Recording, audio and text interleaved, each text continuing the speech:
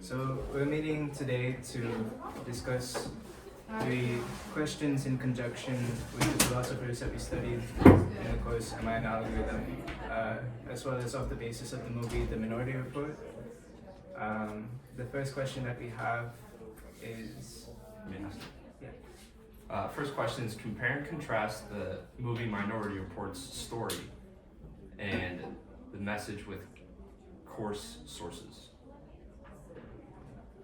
So I think the film Minority Report centers around pre-crime technology, and it predicts and prevents crimes before they occur. So this kind of raises certain points and questions about free will and determinism, and those are returning themes found in the movie, and the ethics of surveillance.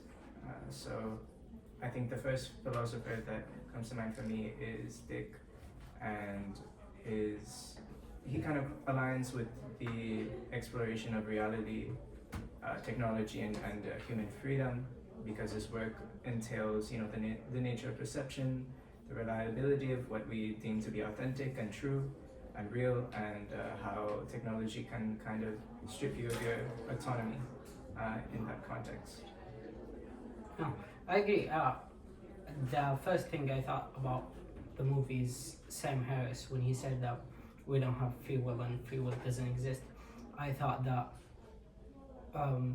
the movie is basically following his idea, because they arrest people before even they commit crime or decide to commit crime. So that point, the movie's point is stating that free will is actually a good idea, because the one who created it was determined by the precogs that he's gonna commit crime. So at the end of the movie, he actually found out that his system is flawed. So that's why I disagree with Sam Harris most of his points, and that how the movie relates to the Sam Harris. I can agree with you there, because two examples I can think of off the top of my head. Tom Cruise, who played John Adams, I think, he chose not to kill the guy at first. Anderton, thank you, sorry. He chose not to kill the guy at first, and then ended up accidentally doing it. And the guy he was friends with, that was the older gentleman, ended up killing himself instead of Anderton. Right. Yeah, I mean, the people I go off of what they said, I would say Sam Harris is probably the most relatable to the Minority Report, just because I feel like he also talks about choices and having a choice, and basically saying the same thing as like how Tom Cruise had the choice of not killing him or killing him. So, I mean, that would probably be one of the big things of just having choices and also having free will to do what you want. Yeah, and I know we're not supposed to talk about Pink, Thomas Pink when he said in class, but it was good to see Thomas Pink's perspective, like with a different side of free will that contrasted Sam Harris's view on free will. So I think it was good to see that different perspective in writing and reading it. And how that connects to the movie is we saw, like you said, how the precogs and predict people whether they're about to commit a crime. But we saw at the end that there was some free will decisions made, which connects to Pink's free will a little bit more. Yeah, but also far away from Sam Harris, the movie relates to the class by the system is following an algorithm that say that everything to do in life, just like free will, is related to an algorithm. That's why you raise the question by saying, is it possible to have a conversation without an algorithm? And I think that it is possible, not a conversation, but a small talk. what if me and my friends have a word that we say, and if we say that word, that means that check yourself. Um, it doesn't have a meaning by grammatically. It doesn't have a meaning, but the thing is that we know that means there is something wrong, so we have to take precautious on this point. That's why I'm asking you guys, is it possible to have a conversation without having an algorithm? It's a really good question, and I think it's dependent on a basis of where humans are, what they've been subjected to, what the pre-lying foundation to their conversation is. I think the more that you integrate into spaces where human beings are organizing in perhaps a inorganic fashion, like in a school or in a workplace, there is an algorithm to all of the conversations that go on in those spaces. There's a set of precedents to abide by. And I think all conversation and language is influenced by some subjectivity. So to deem it algorithmic, I think there's a flare of subjectivity that comes into our words at all times, no matter what we speak about, even the most rigid and conformist of topics. But I think conversation is a spectrum, and so is what is to be deemed algorithmic and what is not. We can move on.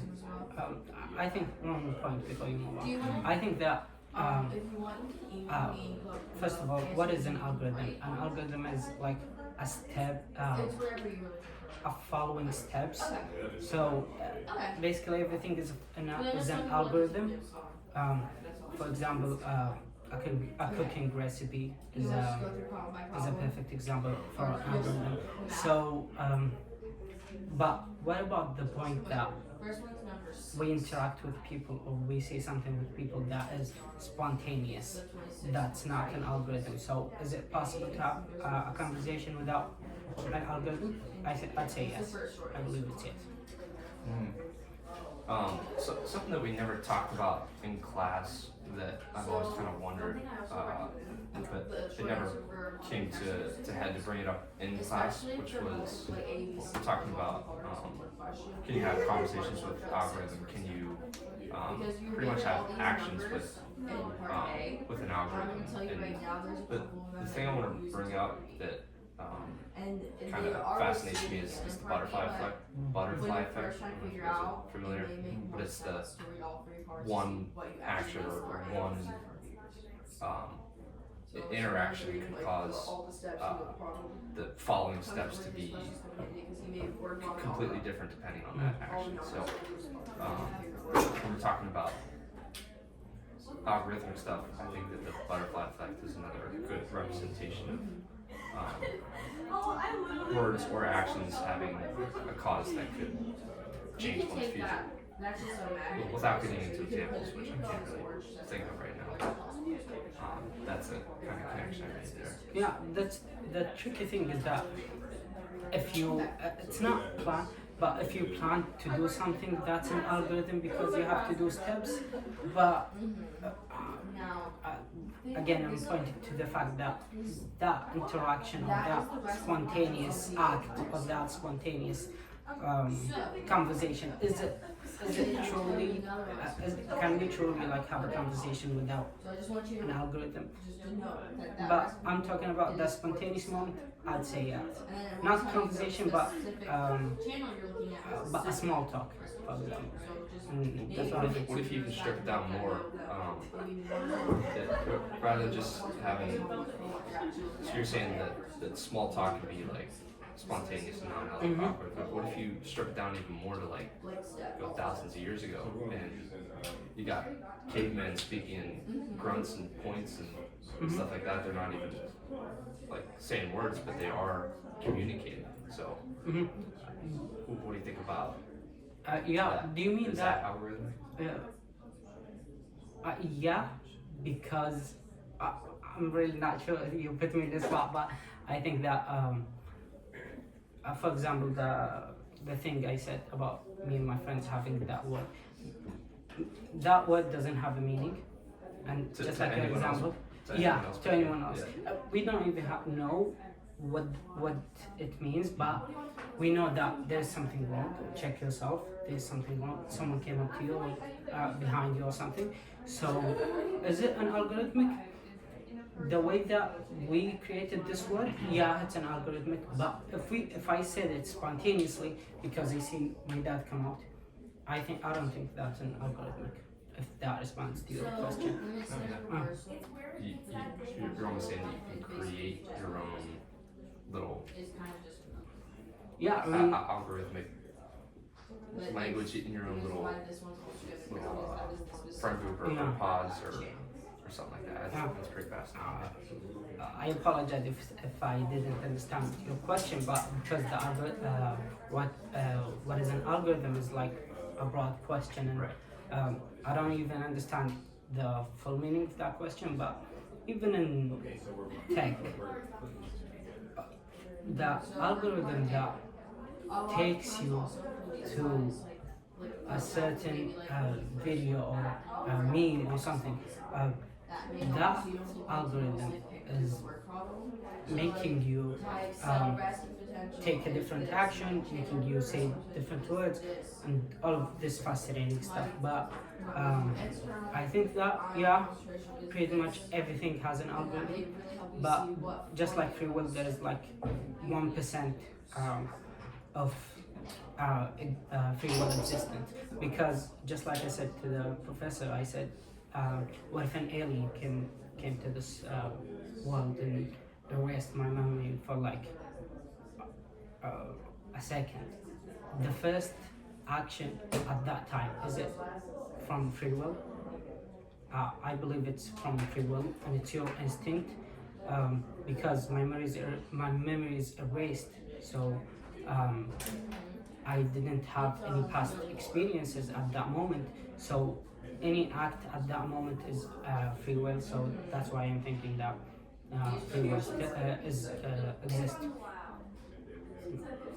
feel like that still goes like, I feel like that bounces off of like still making good choices.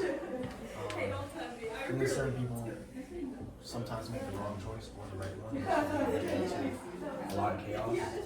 So like, I can't think of any examples right now, but there's some people that chose wrong paths in life, and they're not where they want to be right now. So I feel like I said, I feel like it just bounces off to just people that make the right choices, and also make the wrong choices that can lead them into. For every choice, though, is there a right and wrong way to I would go say about it? yeah, I think so. It's always not gonna be.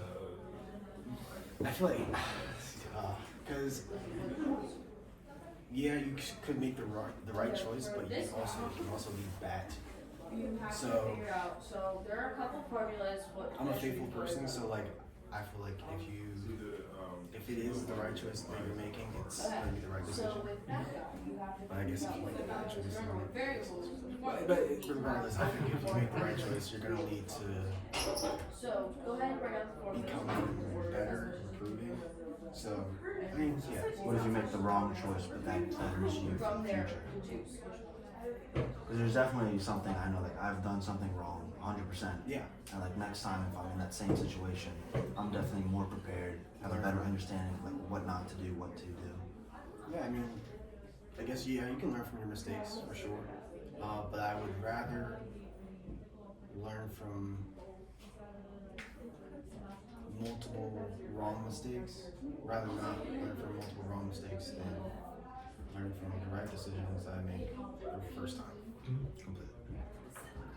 I think there's a baseline of universal human experience that kind of is in tandem with the conversation of things being algorithmic or not. And morality, as you mentioned, has a really big hand in that. I think everybody, almost everybody, who isn't impeded by some underlying external factor. Everybody has a good baseline, universal baseline of morality. Like, you know, killing somebody is bad and helping somebody cross the street is good. You know, these very objectively good and bad things. And I think that carries on, you know, you talk about cavemen communicating to each other, maybe by the means of which is different than what we're used to today.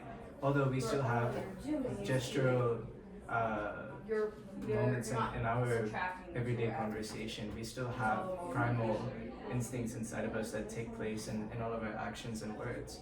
So I think the evolution of our means of communication, perhaps it's not algorithmic, but it's just in tandem with human nature, and that's why it's so universal, and that's why a replica of the same thing can be found in different shades and different textures in different parts of the world and different means of communication, different groups of people. That was really well said. I was agreeing with you the whole time. But I want to bring it back into Minority Report, and I want to talk about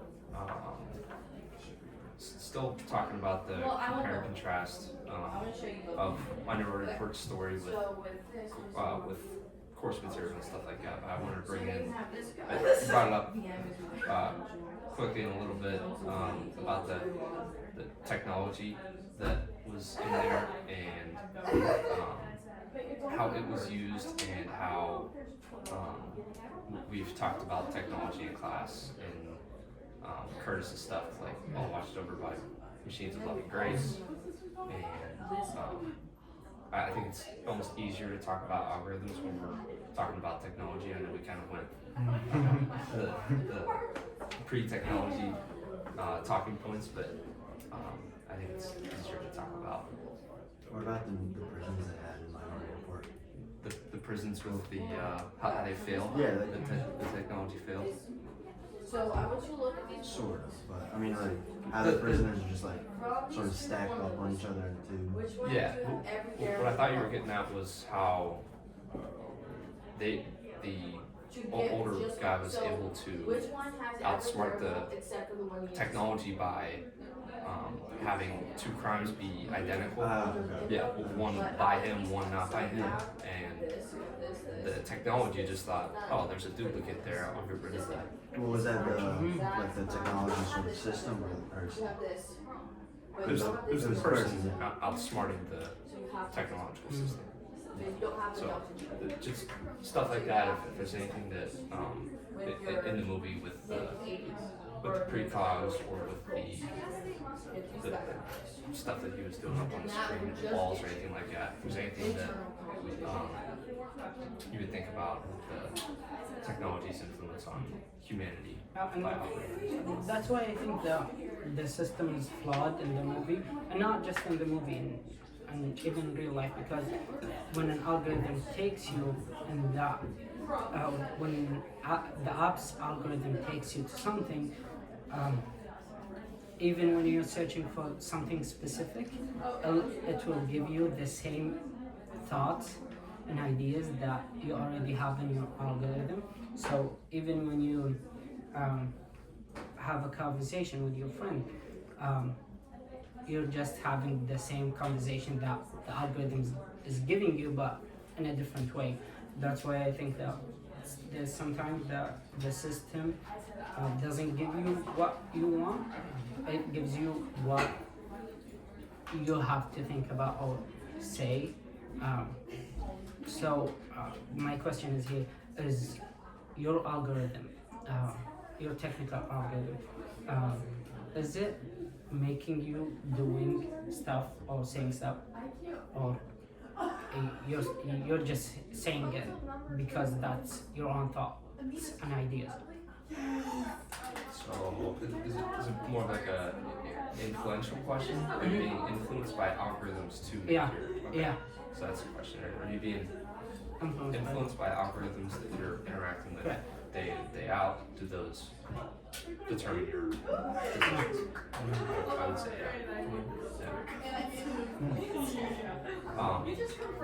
I didn't want to get political, but a good example for the algorithm or the people running the algorithm.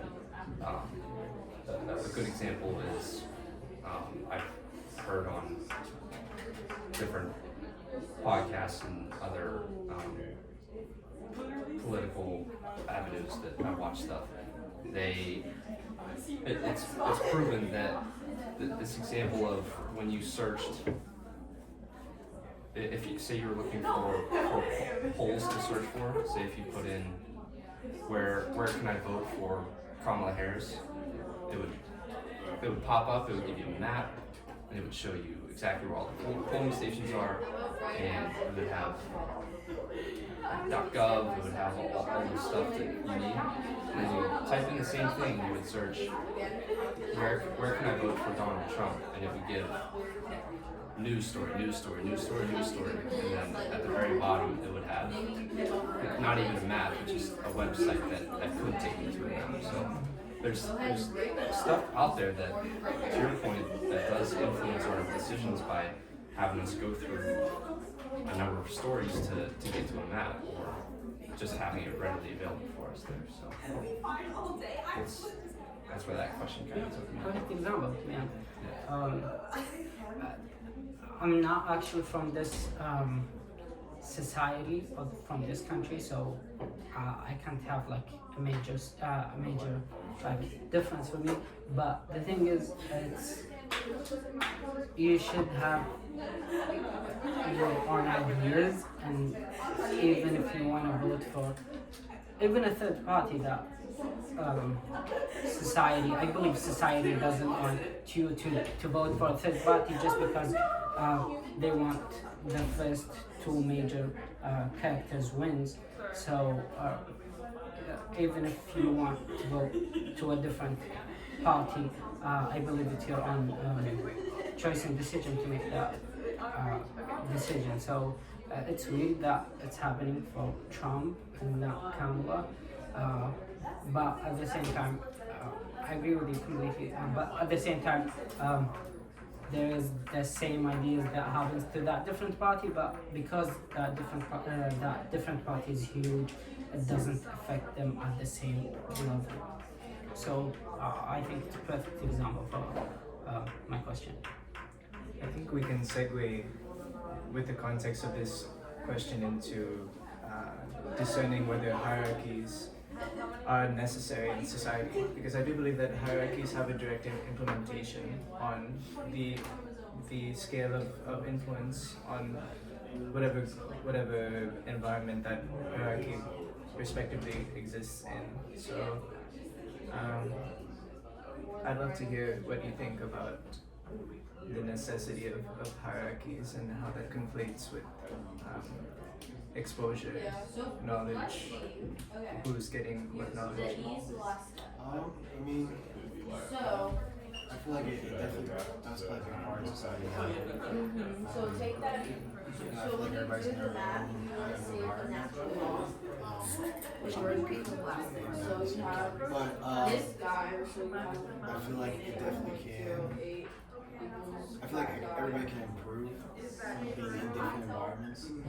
Just learning from each other, taking knowledge from everybody, and just divide that open, it'd be about 20. you know. Yeah, I think that And then you still have the natural the hierarchy.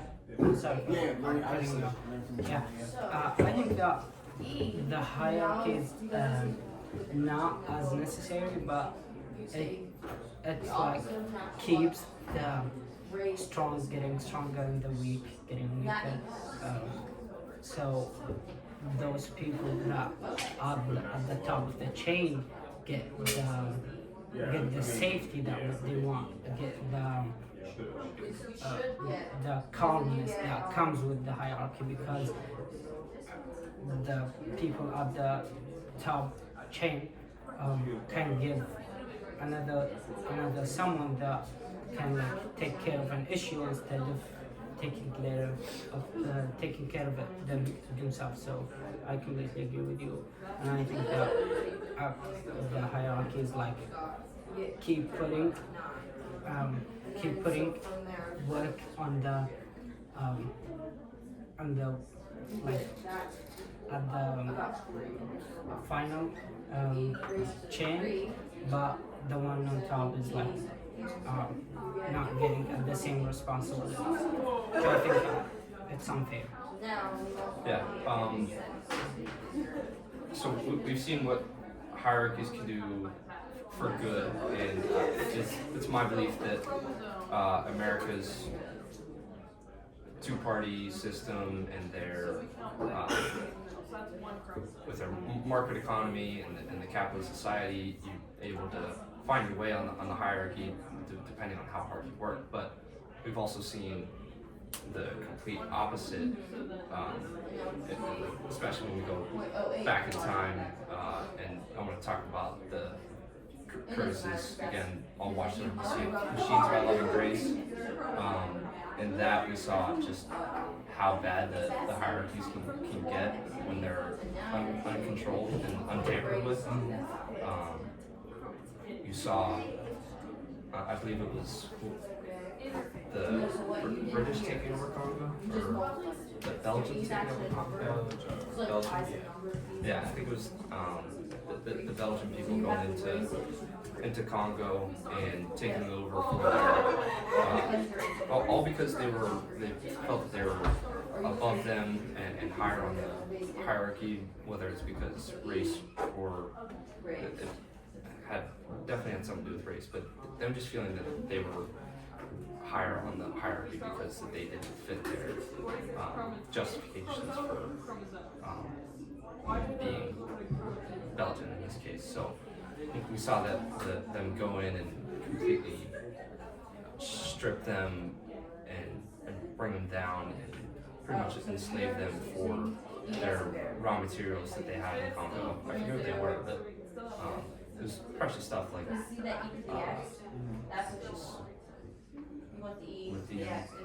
Yeah, diamonds. things like that, the things that we would use now to especially drive forward Apple, Samsung, all of these Stuff like that. electric cars, Tesla. Yeah. I want to interject quickly with just some points from the philosophers that we discussed in class, so that we can fit that in. As you brought up, Curtis, in reference to environmental and political philosophers, under that name, they might view hierarchies as either imperative for governance and environmental stewardship,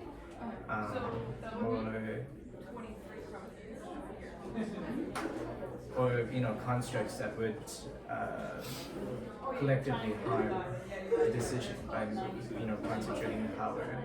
And Crawford, he was very critical of bureaucratic societies.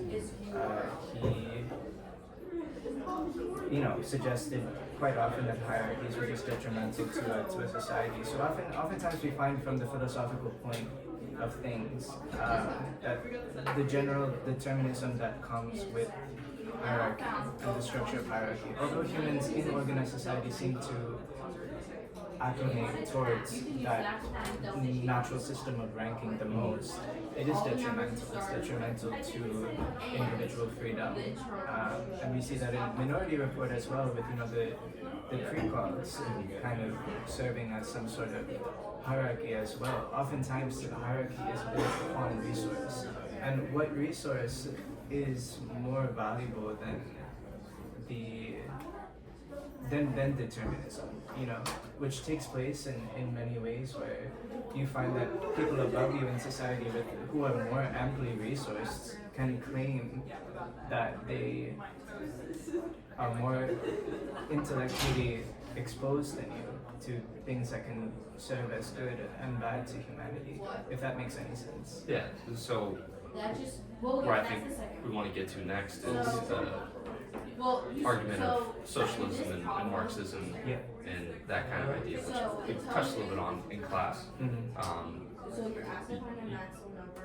know you're not, you might be, but I don't know if you're arguing for Marxism or socialism, but if you have a stance on that, like I stated my belief in the capitalist American system, so you said stuff like it was it can be detrimental if you find yourself at a lower spot in the hierarchy, which I agree with, but do you have a case for socialism or Marxism? Yeah, you know, I think as an individual, I'm still finding my bearings with what political system would make the most sense in a realistic point of view. In an idealistic point of view, I would say that, I mean, organized society and the way that humanity has evolved is so multifaceted, it'd be impossible to incorporate all of the competencies needed to successfully carry a question like that. Capitalism has its flaws as well as its strengths. Marxism doesn't have a place in how deeply ingrained American culture is, and just foundationally what it is. There's room for so many different interpretations. At the end of the day, I think if we focus strictly on morality, I do believe, in my opinion, that capitalism absolutely goes against the grain of innate human nature. We are not meant to be working in an organized fashion as this and have our survival and our sustainability as a human race linked to how hard we work. I do believe there's many discrepancies and many disparages, and it is a flawed system in execution. In theory, I think all sorts of these systems can be accomplished with or without help. So what do you think about, anyone can answer this too, what are you guys' thoughts on Skinner's Walton II Society? That was a society without hierarchies. Everyone did their part and was kind of going along with what you were talking about. What do you think about Skinner's book and what he portrayed as a society? It was socialist, right? Yeah, Socialist yeah, society. pretty much, yeah. Yeah, I think that I know it's a buzzword, or people kind of freak out when they hear some kind of some opinions like this. But I think that socialism, an idealistic word would be the perfect society. But I'm not too familiar with socialism. But from what I read and seen, that if like when I grew up, my neighborhood was kind of socialist. If I went to and my neighbor asked him for anything, he would give me, because I know at some point if he came up and asked me for something, I'll return it. For example, like one time when I was like 9, my neighbor, our neighbor came to my father and asked for like 13,000 riyal, which is like kind of $7,000. And my dad gave it to him easily, even though we didn't have at the same economical level that we had with our neighbor. But my dad gave it to him immediately. That's why I saw my sister fighting with my dad. Why did you give him this kind of money? But with time, I realized that that made the right choice, because that came out when we needed help. That neighbor helped us with many things. And another classic example is when my brother saw a guy that was fighting with another guy, so he came up and helped a guy in that fight, and that guy turned to be the president, if I can say president, the boss of the owner of the park that we stayed in. That, because he helped him, the owner gave us every perks that we can have in that park. So I believe that socialism in idealistic world would be the perfect society. But I want to hear your thoughts on socialism, because I'm not sure and I'm not that familiar with socialism. But I think as an idea, it would be perfect. Do you have any thoughts on Skinner's interpretation? Just socialism in general. Not off the top of my head, I don't. That's okay. Are you familiar with the socialism or Marxism at all? Not like I'm not So- solid in it. I don't really want to say anything that like isn't for the right one. What do you mean for the right one? Like we're talking about socialism. I don't want to say something about like a different type. No, Marxism is socialism. They're synonymous. One was just ID'd by a guy named Karl Marx, and, Yeah. and socialism. That's countries like China. That's North Korea. They all have different degrees of socialism, Yeah. but what? For example, I said that socialism is good. You gave Korea. Can you give me examples of Of a, good socialist countries? no, No. no. But the thing is, You're arguing for it. yeah, I know. But the thing is, socialist society in my head, because I don't have like I didn't research it well enough. I think socialism as I give you something and you return something, you give me something and I'll give you something. That's my idea of socialism. I didn't know that. So here's another example.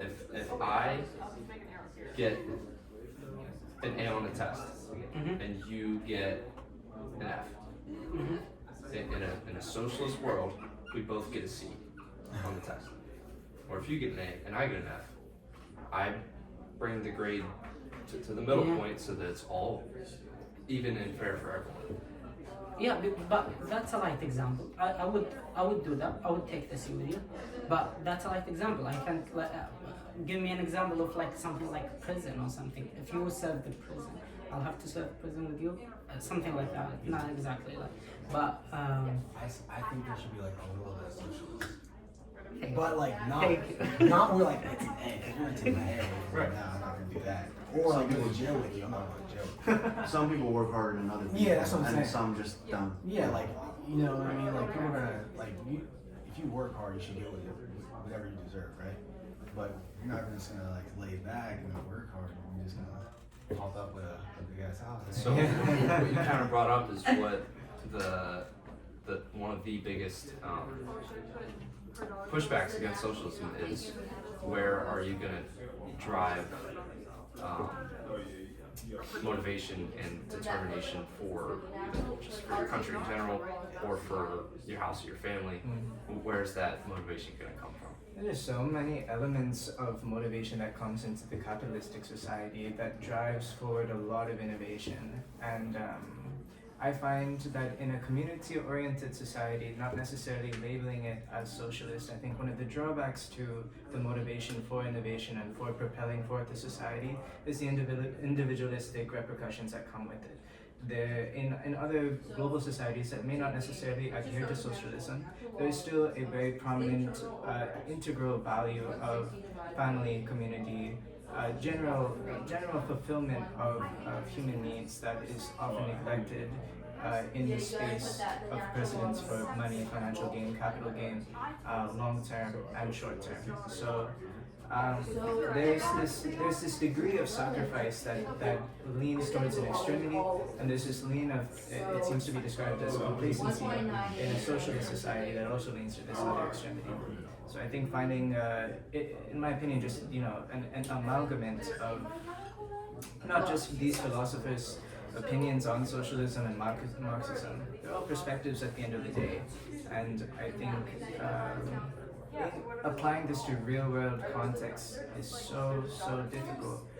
It's easy to speak about these things idealistically because you don't have any real-world implementations, and you don't have to think about every corner of an already highly integrated society that we have living in today. The West is deeply established, and the foundations in which it lays on, we're prone to evolution, but we still stay in our roots quite as conformists.